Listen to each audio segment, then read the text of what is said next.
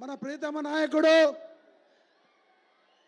నరేంద్ర మోదీజీ గారు ప్రధానమంత్రి విచ్చేసి వారి యొక్క ప్రసంగాన్ని మీకు మరియు వారి యొక్క సందేశాన్ని తెలియజేస్తారని చెప్పి మనవి చేస్తున్నాను.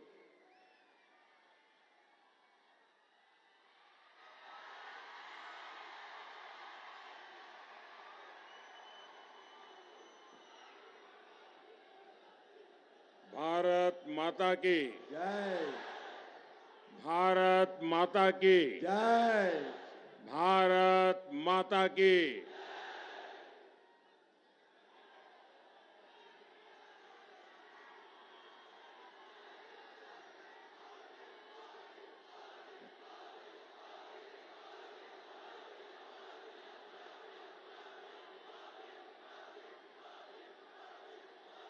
నా తెలంగాణ కుటుంబ సభ్యులందరికీ शुभाभिनंदनलु। बासर सरस्वती मां के चरणों में मेरा प्रणाम। ई गड्डप्पै पुट्टिना कोमरम भीम रामजी गौंड వంటి ఆదివాసీ యోధులకు నా నివాళులు। रामजी गौंड ने जनजातीय क्षेत्र में युवाओं को अत्याचार से लड़ने के लिए भी प्रेरित किया था। आज जब तेलंगाना में कांग्रेस की सुल्तानशाही और बीआरएस की निजामशाही दोनों जब सामने है, तब इस पूरे क्षेत्र में रामजी गौंड की प्रेरणा साफ साफ नजर आ रही है। ये जो मैं जन सैलाब देख रहा हूं, जहां जहां मेरी नजर पहुंच रही है, लोग ही लोग नजर आ रहे हैं जो अपने आप को राजनीति के तिस्मारखा मानते हैं, जो अपने आप को राजनीति के बड़े ज्ञानी मानते हैं, वो आकर के यहां देख लें, तेलंगाना में बीजेपी की सरकार बन रही है। तेलंगाना आज सकला जनुला सौभाग्य तेलंगाना, इसके निर्माण के लिए बीजेपी के साथ खड़ा है पूरा तेलंगाना। तेलंगाना कह रहा है, तेलंगाना में पहली बार बनेगी बीजेपी सरकार। मेरे साथ बोलेंगे आप लोग? मैं बोलूंगा, उसके बाद आपको बोलना है बनेगी बीजेपी सरकार। क्या बोलना है? बनेगी बीजेपी सरकार। ठीक है? तेलंगाना में पहली बार बनेगी बीजेपी सरकार। तेलंगाना में पहली बार बनेगी बीजेपी सरकार। तेलंगाना में पहली बार बनेगी बीजेपी सरकार। तेलंगाना में पहली बार बनेगी बीजेपी सरकार। మొదటిసారి తెలంగాణలో బీజేపీ ప్రభుత్వం ఏర్పాటు కానుంది।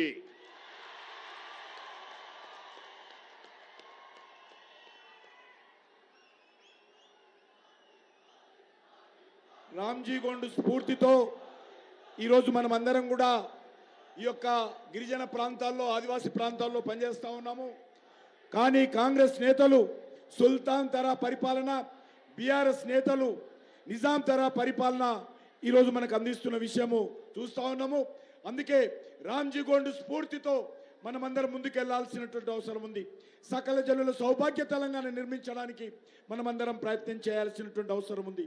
తెలంగాణలో మొదటిసారి భారతీయ జనతా పార్టీ పూర్తి మెజార్టీతో అధికారంలో రానున్నదని ఈరోజు మనం చేస్తా ఉన్నాం. నా కుటుంబ సభ్యులారా, बीआरएस ने आपको सिवाय विश्वासघात के कुछ नहीं दिया है. आज तेलंगाना हजारों करोड़ के कर्ज में डूबा हुआ है. आज तेलंगाना की पहचान हजारों करोड़ रुपए के इरिगेशन स्कीम से होती है. अपनी कार की स्टीयरिंग किसी और पार्टी को थमाकर यहां के मुख्यमंत्री फार्म हाउस में शिफ्ट हो गए हैं. केसीआर को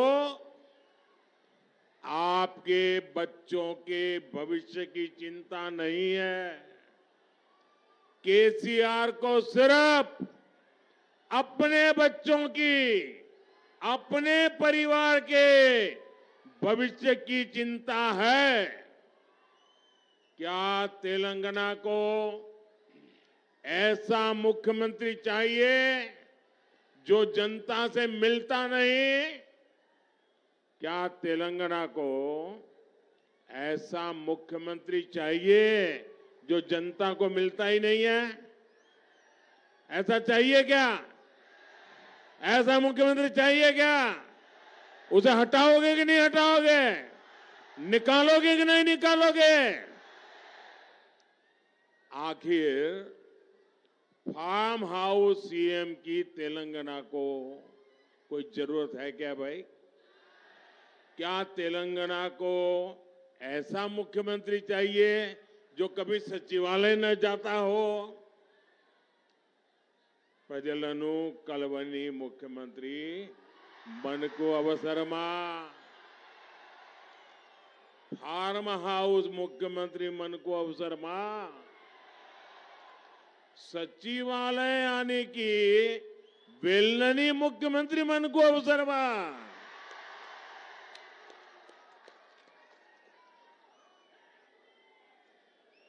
మిత్రులారా, బీఆర్ఎస్ మనల్ని మోసం చేసేందుకే ఏ అవకాశాన్ని కూడా వదలడం లేదు.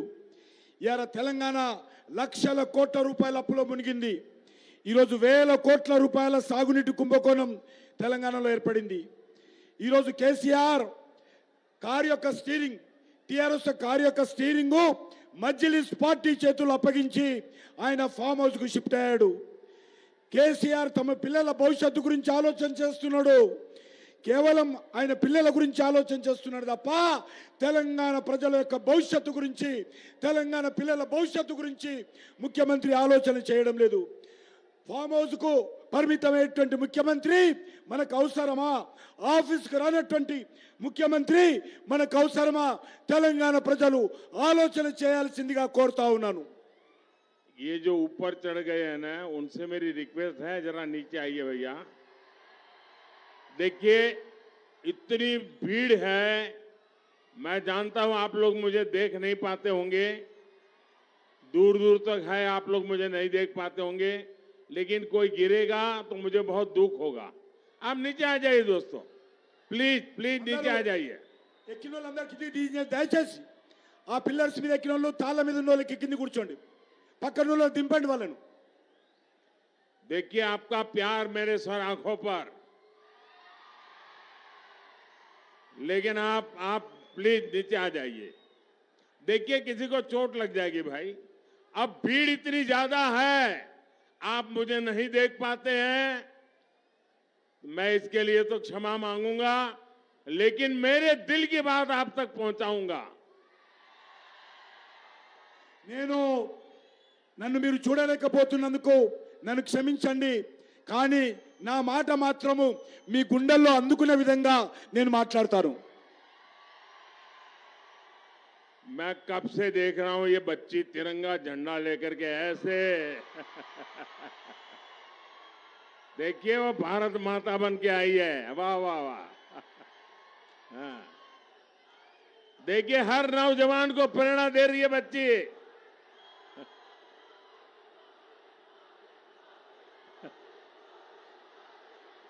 शाबाश शाबाश बेटे। नमस्ते नमस्ते।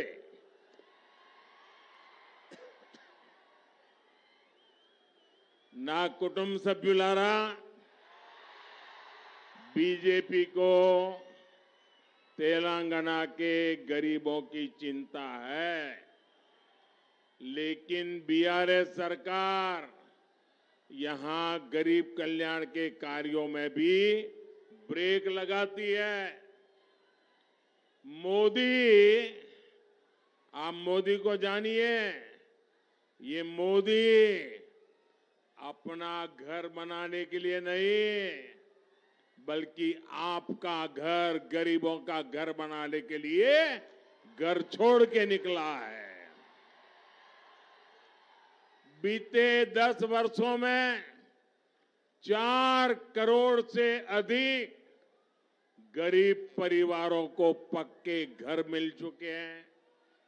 यहां तेलंगाना में भी केंद्र सरकार ने बहुत प्रयास करके करीब 2.5 लाख घरों का निर्माण पूरा किया है। लेकिन आप ये जानकर हैरान रह जाएंगे, इनमें से हजारों घरों को तेलंगाना सरकार गरीबों को देती नहीं है। और ये जो टीवी पर देश वाले देख रहे हैं ना, वो भी सोचिए, हमारे देश में एक ऐसी सरकार है तेलंगाना में जो फार्म हाउस में रहती है और हजारों मकान गरीबों के भारत सरकार के पैसों से बने हुए, देश के करदाताओं के पैसों से बने हुए ये मकान दबा करके बैठी है, गरीबों को देती नहीं है। गरीबों की दुश्मन केसीआर सरकार इन घरों पर कब्जा करके बैठ गई है। लेकिन मेरे तेलंगाना के भाइयों बहनों, मैं आपको विश्वास दिलाता हूं, जब तेलंगाना में बीजेपी की सरकार बनेगी तो गरीबों को इन घरों को देने का काम तुरंत पूरा किया जाएगा। और ये मोदी की गारंटी है। और मोदी की गारंटी यानी गारंटी पूरी होने की गारंटी। మోదీ గారి గ్యారంటీ అంటే గ్యారంటీగా పూర్తి అయ్యే గ్యారంటీ.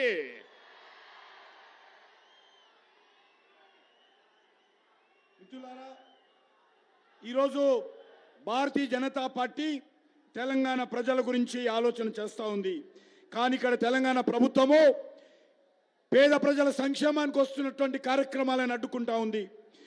మోదీ అనేటువంటి వ్యక్తి ఎవరైతే ప్రధానమంత్రి గారు అంటున్నారో, మోదీ అనేటువంటి వ్యక్తి నేను ఈరోజు ప్రధానమంత్రిగా అయ్యింది నా ఇల్లు కట్టుకోవడానికి రాలేదు, నేను పేదలకు ఇల్లు కట్టియడం కోసం ప్రధానమంత్రి అయ్యాను. గత 5 ఏళ్లుగా దేశవ్యాప్తంగా 4 కోట్ల ఇల్లు కట్టించాను. తెలంగాణలో కూడా కేంద్ర ప్రభుత్వం ఇల్లు కట్టడం కోసం డబ్బిస్తే ఈరోజు ఇల్లు కట్టకుండా అడ్డుకుంటా ఉన్నాడు. సోదరులారా, ఒకటి మనవి చేస్తా ఉన్నాను, ఇక్కడ ఉండేటువంటి ప్రభుత్వము పేదల వ్యతిరేక ప్రభుత్వము. ఈ ప్రభుత్వము కట్టినటువంటి ఇళ్లను కూడా పేదలకు ఇవ్వలేదు. కేంద్ర ప్రభుత్వం ఇచ్చినటువంటి ఇల్లు కూడా కట్టి కూడా కేంద్ర ప్రభుత్వం ఇవ్వలేదు. అందుకే చెప్తున్నాడు, మోడీ గ్యారంటీ తప్పకుండా ఈ ఇళ్లన్నీ కూడా భారతీయ జనతా పార్టీ ప్రభుత్వం వచ్చిన తర్వాత అక్రమంగా తీసుకునే వాళ్ళ నుంచి తీసుకొని పేదలకు ఇస్తాము. భారతీయ జనతా పార్టీ ప్రభుత్వం అంటే పేదలకు గ్యారంటీ, గ్యారంటీ అంటే మోదీ గ్యారంటీ అని ఈరోజు మనం చేస్తా ఉన్నాం. నా కుటుంబ సభ్యులారా, तेलंगाना भाजपा ने अपने घोषणा पत्र में, संकल्प पत्र में किसानों के कल्याण के लिए प्रशंसनीय वादा किया है. निर्मल और निजामाबाद में यहां तो हल्दी की खेती बड़े स्तर पर होती है। हल्दी किसानों की बहुत पुरानी मांग को भी केंद्र की बीजेपी सरकार ने पूरा किया है। मैंने हल्दी किसानों के लिए नेशनल टर्मरिक बोर्ड को गठन की घोषणा कर दी है। अब तेलंगाना बीजेपी ने अपने घोषणा पत्र में निजामाबाद को टर्मरिक सिटी बनाने का वादा किया है और आरमोर हल्दी के लिए जीआई टैग देने का भी वादा किया है। इससे निश्चित तौर पर निर्मल की हल्दी किसानों को भी बहुत फायदा होगा। और आपको पता होगा, कोविड के बाद पूरी दुनिया में हल्दी की मांग बढ़ी है। पूरी दुनिया को हल्दी का महत्व समझ में आया है और इसलिए आपके लिए तो ये हल्दी दुनिया में जाने का एक नया रास्ता बन गई है। మిత్రులారా, భారతీయ జనతా పార్టీ తెలంగాణ ఎన్నికల ప్రణాళికలో రైతుల గురించి అనేక కార్యక్రమాలు మేనిఫెస్టోలో ప్రకటించడం జరిగింది. అందులో నిజామాబాద్, నిర్మల్ ప్రాంతాల్లో ఉన్నటువంటి పసుపు రైతులు ఎక్కువగా ఉన్నటువంటి విషయం మీకు తెలుసు. చాలా కాలంగా పసుపు రైతుల సంక్షేమం కోసం ఈరోజు జాతీయ పసుపు బోర్డు, నేషనల్ టర్మరిక్ బోర్డు ఏర్పాటు చేయాలని కేంద్ర ప్రభుత్వం నిర్ణయం తీసుకుంది. ఇప్పుడు నిజామాబాద్ను మేనిఫెస్టోలో తెలంగాణ బీజేపీ పసుపు నగరిగా ప్రకటిస్తామని బీజేపీ ప్రకటించడం జరిగింది. అదేవిధంగా ఆర్మూర్ పసుపుకు జిఐ ట్యాగ్ ఇస్తామని ప్రకటించడం జరిగింది. దీని ద్వారా నిర్మల్ ప్రాంతంలో ఉన్నటువంటి రైతులకు కూడా మేలు జరుగుతుందని ఈ సందర్భంగా ప్రకటిస్తా ఉన్నాను. కోవిడ్ తర్వాత రైతు యొక్క ఇంపార్టెన్స్ పెరిగింది. ప్రపంచమంతా కూడా మీ పసుపు కోసం ఎదురు చూస్తా ఉంది అనే విషయాన్ని చెప్తా ఉన్నారు. నా కుటుంబ సభ్యులారా, पूरी दुनिया आजकल मेड इन इंडिया का गौरवगान कर रही है, लेकिन आप देखेंगे कि बीआरएस और कांग्रेस के नेता कभी मेक इन इंडिया की बात ही नहीं करते। यही मानसिकता है जिसके कारण निर्मल की हजारों वर्षों से चली आ रही टॉयज परंपरा, टॉयज इंडस्ट्री बेहाल हो गई। आज जब भारत टॉयज के एक्सपोर्ट के नए रिकॉर्ड बना रहा है, बीआरएस सरकार यहां निर्मल की टॉय इंडस्ट्रीज को बर्बाद कर रही है। यहां बीजेपी सरकार बनते ही, ये मोदी की गारंटी सुन लीजिए, आज यहां बीजेपी सरकार बनते ही निर्मल टॉयज के लिए भी विशेष अभियान शुरू किया जाएगा। నేడు యావత్ ప్రపంచమంతా కూడా మేక్ ఇన్ ఇండియా పేరు మారుమోగిపోతా ఉంది. కానీ దురదృష్టం ఏంటంటే ఏ ఒక్క రోజు కూడా బీఆర్ఎస్ పార్టీ కానీ కాంగ్రెస్ పార్టీ కానీ మేక్ ఇన్ ఇండియా గురించి మాట్లాడరు. వాళ్ళ మానసిక స్థితి మనం అర్థం చేసుకోవచ్చు. ఈ రెండు పార్టీల కుట్రల కారణంగానే, మోసం కారణంగానే, నిర్లక్ష్యం కారణంగానే వేల ఏళ్లుగా ఈ నిర్మల్కు ప్రత్యేకమైనటువంటి నిర్మల్ పెయింటింగ్స్ కానీ, నిర్మల్ కొయ్య బొమ్మల పరిశ్రమ కానీ నిర్లక్ష్యానికి గురి కాబడిందని మనం చేస్తా ఉన్నాను. నేను మోడీ గ్యారంటీ ఇస్తా ఉన్నాను, భారతీయ జనతా పార్టీ ప్రభుత్వం రాగానే ఈ యొక్క నిర్మల్ కొయ్య బొమ్మల గురించి, నిర్మల్ యొక్క పెయింటింగ్స్ గురించి పూర్వ వైభవం తీసుకొస్తాను. ఇది మోడీ గ్యారంటీ నిర్మల్ కని మనం చేస్తా ఉన్నాను. నా కుటుంబ సభ్యులారా, एक तरफ बीजेपी सरकार ऐसी योजनाएं बना रही है, फूड पार्क बना रही है, टेक्सटाइल पार्क बना रही है, लेकिन यहां बीआरएस और कांग्रेस का तुष्टीकरण अलग ही लेवल पर चल रहा है। बीआरएस तो टेक्नोलॉजी तक में तुष्टीकरण ले आई है। क्या अब भारत में धर्म के आधार पर भी आईटी पार्क बनेगा क्या? ये खेल चलता रहेगा क्या? क्या ये भारत के संविधान का सम्मान है क्या? क्या ये बाबा साहब आंबेडकर की भावनाओं का आदर है क्या? మిత్రులారా, ఒకవైపు భారతీయ జనతా పార్టీ ఫుడ్ పార్కులు టెక్స్టైల్ పార్కుల గురించి మాట్లాడుతుంది. వరంగల్లో కూడా మెగా టెక్స్టైల్ పార్క్ మంజూరు చేయడం జరిగింది. కానీ దురదృష్టం ఏంటంటే ఈ రాష్ట్రంలో దేశంలో ఉన్నటువంటి కాంగ్రెస్ పార్టీ కానీ బీఆర్ఎస్ పార్టీ కానీ బుజ్జగింపు రాజకీయాలు చేస్తూ ఉంది. బీఆర్ఎస్ పార్టీ ఒక అడుగు ముందుకెళ్ళి టెక్నాలజీ విషయంలో కూడా బుజ్జగింపు ఆలోచన చేస్తూ ఉంది. మీరు చూశారు ఎప్పుడైనా భారతదేశంలో ఎక్కడైనా కూడా మతం పేరుతో ఐటీ పార్కులు పెట్టించినటువంటి పరిస్థితి ఉన్నదా? కానీ ఈరోజు కాంగ్రెస్ పార్టీ ఈరోజు తెలంగాణలో మతం పేరు మీద ఐటీ పార్కులు పెడతామని చెప్పడం ఏదైతున్నదో చాలా సిగ్గుచేటు. ఇది ఓట్ల ఆట ఆడుతా ఉన్నారు.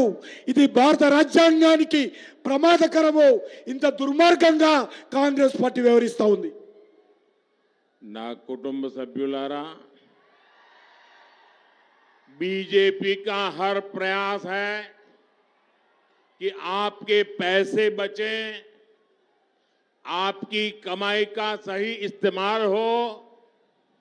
पहली बार देश में मुफ्त राशन देने की योजना, मुफ्त चावल देने की योजना हमने शुरू की। और इतना ही नहीं, अब तो इसे मैं आगे 5 साल तक मुफ्त देने का संकल्प कर चुका हूं। देश के इतिहास में पहली बार आयुष्मान भारत योजना के तहत मुफ्त इलाज की व्यवस्था बीजेपी सरकार ने की। मुफ्त भोजन, मुफ्त इलाज। दुनिया भर में मुश्किल चुनौतियों के बावजूद केंद्र की बीजेपी सरकार ने पेट्रोल डीजल के दाम घटाए और बीजेपी सरकारें राज्यों में जहां जहां है, उत्तर प्रदेश हो, गुजरात हो, हरियाणा हो, महाराष्ट्र हो, गोवा हो, सब जगह पे बीजेपी की राज्य सरकारों ने वैट घटाया। लेकिन बीआरएस सरकार ने वैट नहीं घटाया, आपको राहत नहीं दी। पेट्रोल डीजल धरलू तग्गाला वद्दा। बीजेपी की सरकार बनते ही इस पर एक्शन लिया जाएगा। जनता के हित में फैसला लिया जाएगा। మిత్రులారా, మీ డబ్బులు ఆదా కావాలని భారతీయ జనతా పార్టీ ప్రయత్నం. మీ ఖర్చు తగ్గించాలి, మీకు మేలు జరగాలని భారతీయ జనతా పార్టీ ప్రభుత్వం. మీ సంపాదన అంతా ఉపయోగపడాలని కోరుకుంటున్నాం. మొదటిసారిగా ప్రపంచంలో ఎక్కడ లేని విధంగా భారతదేశంలో ప్రతి పేదవాడికి 5 కేజీల బియ్యము ఉచితంగా ఇస్తున్న విషయం మీకు తెలుసు. దీన్ని ఇప్పుడే కాదు, వచ్చే 5 సంవత్సరాల వరకు కూడా ఈ దేశంలో ఉన్నటువంటి ప్రతి పేదవాడికి 5 కేజీల బియ్యము భారత ప్రభుత్వము గ్రామాలలో కుగ్రామాలలో ఉన్నటువంటి వాళ్లకు అందించబోతా ఉన్నాము. దేశ చరిత్రలో మొదటిసారి పిఎస్ ఆయుష్మాన్, ప్రధానమంత్రి ఆయుష్మాన్ భారత్ కింద పేదలకు ఉచితంగా వైద్య సహాయం అందిస్తా ఉన్నాము. పేదవాడికి ఉచితంగా ఆహారము, పేదవాడికి ఉచితంగా వైద్యము, ఇది నా లక్ష్యము అని ప్రధానమంత్రి గారు చెప్తా ఉన్నారు. ప్రపంచవ్యాప్తంగా పెట్రోల్ ధరలు తగ్గితే భారతీయ జనతా పార్టీ ప్రభుత్వము కొంత మేరకు ధరలు తగ్గించింది. అంతేకాదు అన్ని రాష్ట్రాలు కూడా, మహారాష్ట్ర, గోవా లాంటి బీజేపీ ప్రభుత్వాలన్నీ కూడా ఈరోజు పెట్రోల్ ధరలు తగ్గించాయి. ధరలు తగ్గించినటువంటి రాష్ట్రం ఏదైనా ఉండదంటే దుర్మార్గమైనటువంటి టీఆర్ఎస్ ప్రభుత్వము, కేసీఆర్ ప్రభుత్వము. అని మనం చేస్తా ఉన్నాను. అందుకే భారతీయ జనతా పార్టీ ప్రభుత్వం రాగానే పెట్రోల్ ధరలు వెంటనే తగ్గిస్తామని మనం చేస్తా ఉన్నాను. ना कुटुंब सभ्युलारा, तेलंगाना के लोगों को एक बात हमेशा याद रखनी चाहिए। बीआरएस और कांग्रेस ये एक दूसरे की कार्बन कॉपी है। केसीआर सोच और अप्रोच दोनों से ही कांग्रेस ही है, और कांग्रेस को पड़ने वाला हर वोट सीधा बीआरएस को ही जाएगा। कांग्रेस को पड़ने वाला हर वोट यहां परिवारवाद, करप्शन और तुष्टीकरण को ही मजबूत करेगा। इसलिए बीआरएस के कुशासन का विकल्प सिर्फ और सिर्फ बीजेपी है, सिर्फ और सिर्फ बीजेपी है। మిత్రులారా, తెలంగాణ ప్రజలు ఎల్లప్పుడూ ఒక విషయాన్ని గుర్తుపెట్టుకోవాలని మనం చేస్తా ఉన్నాను. బీఆర్ఎస్ పార్టీ, కాంగ్రెస్ పార్టీ రెండు ఒకటే. ఒకటి జిరాక్స్ కాపీలు మాత్రమే. కాంగ్రెస్ కానీ బీఆర్ఎస్ కానీ జిరాక్స్ కాపీలు మాత్రమే. అందుకే కేసీఆర్ ఆలోచనలో కేసీఆర్ ఎప్పుడు కూడా కాంగ్రెస్ గురించి ఆలోచన చేస్తాడు. కాంగ్రెస్కి వేసేటువంటి ప్రతి ఓటు బీఆర్ఎస్కి వేసినట్టే బీఆర్ఎస్కే వెళ్తుంది. కాంగ్రెస్ వేసేటువంటి ప్రతి ఓటు కుటుంబ పాలనకు, అవినీతికి, బుజ్జగింపు రాజకీయాలకు, కుహాన రాజకీయాలకు బలోపేతం చేస్తుంది. అందుకే బీఆర్ఎస్ కు సరైనటువంటి ప్రత్యామ్నాయము ఒక్క భారతీయ జనతా పార్టీ మాత్రమే తెలంగాణలో నిలబడుతుందని మనం చేస్తా ఉన్నాను. నా కుటుంబ సభ్యులారా, बीआरएस और कांग्रेस में एक और समानता है। ये दोनों पार्टियां सोशल जस्टिस, सामाजिक न्याय के बिल्कुल खिलाफ है। आज 26 नवंबर जब देश संविधान दिवस मना रहा है, तो हमें ये भी याद रखना है कि केसीआर ने बाबा साहब के बनाए संविधान को बदलने की बात करके बाबा साहब का और संविधान का अपमान किया था। कांग्रेस ने बाबा साहब आम्बेडकर की राजनीति खत्म करने के लिए जोर लगाया, उन्हें भारत रत्न भी नहीं दिया। जबकि बीजेपी है जिसकी बाबा साहब के पंचतीर्थ बनाने का गर्व हासिल है, कि कांग्रेस ने यहां कभी भी एससी, एसटी, ओबीसी नेताओं को आगे नहीं बढ़ने दिया। बीआरएस ने भी दलित सीएम बनाने का वादा किया था, लेकिन केसीआर ने 10 साल सत्ता अपने पास रखी और अपने बेटे बेटियों को आगे बढ़ा रहा है। एसटी समुदाय के साथ तो कांग्रेस और बीआरएस दोनों ने बहुत बड़ा धोखा किया है। बीजेपी ने देश को पहली आदिवासी महिला राष्ट्रपति दी, लेकिन बीआरएस और कांग्रेस दोनों ने द्रौपदी मुर्मू जी का विरोध किया। మిత్రులారా, బీఆర్ఎస్ కాంగ్రెస్ పార్టీ విషయంలో ఒకటి కామన్ గా ఉన్నది.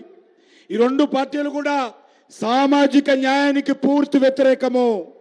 ఇవాళ నవంబర్ 26 రాజ్యాంగ దినోత్సవం జరుపుకుంటున్నాము. ఈ సందర్భంగా గుర్తుపెట్టుకోవాలి, అంబేద్కర్ రాసినటువంటి రాజ్యాంగాన్ని మారుస్తానని కేసీఆర్ చెప్పాడు. ఇది డాక్టర్ బాబాసాహెబ్ అంబేద్కర్ అవమానం చేయడమే కాకుండా రాజ్యాంగాన్ని కూడా అవమానమని మనం చేస్తా ఉన్నాను. కాంగ్రెస్ పార్టీ డాక్టర్ బాబాసాహెబ్ అంబేద్కర్ కు రాజకీయాలు లేకుండా అనేక రకాలుగా ఆయన మీద అవమానం చేశారు. చివరికి ఆయనకు భారత రత్న కూడా అంబేద్కర్ కు, బాబాసాహెబ్ అంబేద్కర్ కు కాంగ్రెస్ పార్టీ ఇవ్వలేదు. కానీ భారతీయ జనతా పార్టీ బాబాసాహెబ్ అంబేద్కర్ జీవితం ముడిపడినటువంటి 5 పవిత్ర స్థానాలను పంచతీర్థ పేరుతో అభివృద్ధి చేశాను. కాంగ్రెస్ పార్టీ ఏనాడు కూడా తెలంగాణలో ఎస్సీ ఎస్టీ బీసీ నేతలను ముందుకు రానియలేదు. బీఆర్ఎస్ పార్టీ కూడా దళితుని సీఎం చేస్తానని అన్యాయం చేయడం జరిగింది. కానీ సీఎం ఆయన కేసీఆర్ ఎవరైతే ఉన్నారో ఆయన సీఎం కావడమే కాదు, ఆయన కలలు కంటున్నాడు కొడుకును సీఎం చేయాలని. ఆయననే ప్రోత్సహిస్తున్నాడు. ఎస్టీలకు ఈ రెండు పార్టీలు కూడా కాంగ్రెస్ బీఆర్ఎస్ మోసం చేశాయి. కానీ భారతీయ జనతా పార్టీ ఒక దళిత మహిళను ద్రౌపది ముర్ము గారిని రాష్ట్రపతి చేస్తే కాంగ్రెస్ బీఆర్ఎస్ కలిసి ఈ ట్రైబల్ మహిళ రాష్ట్రపతి కాకుండా అడ్డుకున్న విషయాన్ని మనం చేస్తా ఉన్నాను. నా కుటుంబ సభ్యులారా, हमने एससी एसटी वेलफेयर के लिए अभूतपूर्व काम किए हैं. बीजेपी ने अलग से एसटी मंत्रालय बनाया. बीते 10 वर्षों में इसका बजट 5 गुना बढ़ाया. आज देश भर में जनजातीय सेनानियों के म्यूजियम बन रहे हैं. बीजेपी ने आपसे सेंट्रल ट्राइबल यूनिवर्सिटी का भी वायदा निभाया. आज आदिवासी क्षेत्रों में रोड, रेल, हाईवे, पानी, बिजली और मोबाइल नेटवर्क पर अभूतपूर्व पैसा खर्च किया जा रहा है. कुछ दिन पहले ही आदिवासी समाज के विकास के लिए 24,000 करोड़ रुपए का पीएम जनमन महाअभियान शुरू किया गया है. మిత్రులారా, మేము ఎస్సీలు ఎస్టీల సంక్షేమం కోసం అనేక కార్యక్రమాలు చేపట్టాము. భారతీయ జనతా పార్టీ ప్రభుత్వం మొదటిసారిగా దేశంలో గిరిజన మంత్రిత్వ శాఖను ఏర్పాటు చేసిన విషయాన్ని మనం చేస్తా ఉన్నాను. గత 5 ఏళ్లలో గిరిజనుల సంక్షేమం కోసం 5% బడ్జెట్ పెంచాము. అంతేకాకుండా ఈరోజు దేశవ్యాప్తంగా గిరిజన వీరులను గుర్తు చేసుకుంటూ వారి పేర్లతో మ్యూజియంను కూడా భారతీయ జనతా పార్టీ ప్రభుత్వం ఏర్పాటు చేస్తుంది. మన హైదరాబాద్లో కూడా భారత ప్రభుత్వము గిరిజన మ్యూజియం రామ్జీ గోండు కొమరం భీం పేరుతో మ్యూజియం ఏర్పాటు చేయబోతున్నామని మనం చేస్తా ఉన్నాను. తెలంగాణలో తొలి గిరిజన కేంద్ర విద్యాలయం సమ్మక్క సారక్క విశ్వవిద్యాలయానికి మంజూరు చేశాము. ఈరోజు గిరిజన ప్రాంతాలలో భారతీయ జనతా పార్టీ ప్రభుత్వము రోడ్లు, రైల్వేలు, హైవేలు, తాగునీరు, కరెంటు, మొబైల్ నెట్వర్క్ లాంటి అనేక మౌలిక వసతులు పెంచింది. ఇటీవల ఆదివాసీల సంక్షేమం కోసం 24,000 కోట్లతో పీఎం జన్మన్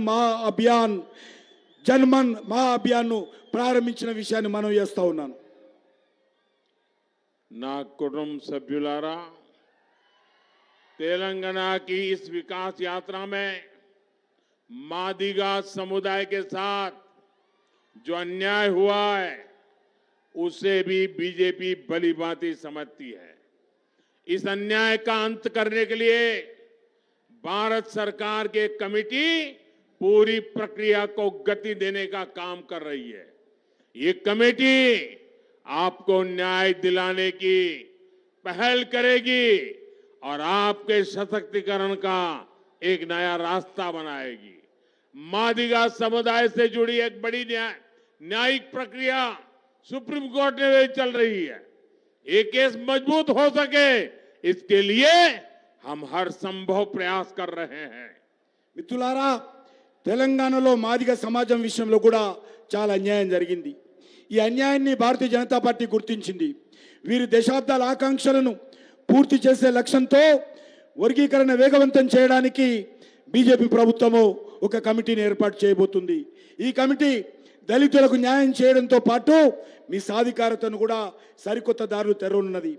మాదిగ సామాజిక వర్గానికి సంబంధించి కీలకమైనటువంటి న్యాయ ప్రక్రియ సుప్రీంకోర్టులో ఉంది. ఇందులో కూడా మాదిగలకు న్యాయం జరిగే విధంగా కేంద్ర ప్రభుత్వము అన్ని రకాలుగా అండగా నిలబడుతుందని మనం చేస్తా ఉన్నాను. ना कुटुंब सभ्युलारा, तेलंगाना में बीजेपी सरकार इसलिए भी जरूरी है ताकि आपकी जमीन पर कब्जे का खेल बंद हो.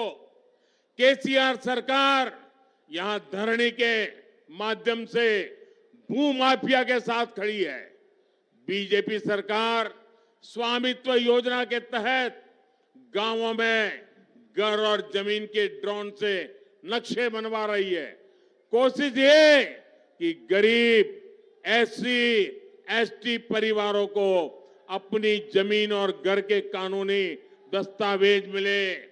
बीजेपी मी भूमि सिस्टम जैसी नई व्यवस्था भी बनाएगी। మిత్రులారా, మీ భూములు కబ్జా కాకుండా ఉండడం కోసం భారతీయ జనతా పార్టీ ప్రభుత్వము మీకు అండగా ఉంటుంది.